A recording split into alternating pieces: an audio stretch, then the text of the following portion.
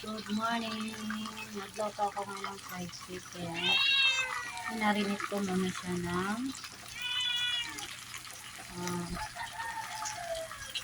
hinugasan ko muna siya bago ko siya hinugasan. Nilamas ko muna ng asin. Tapos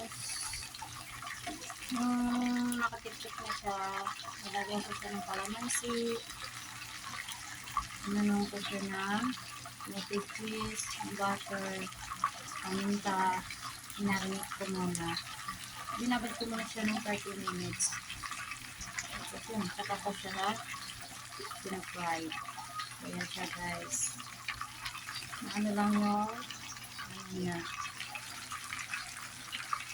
pagluto. May na-apoy doon po para hindi masunod. Para magandang pa.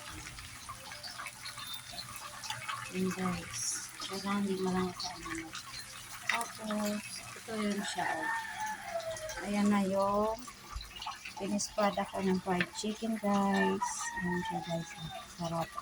Malasa siya. Wala siyang lansa.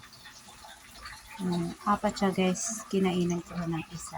Bali siyam na peraso siya guys. Okay, bye guys. Ang new recipe.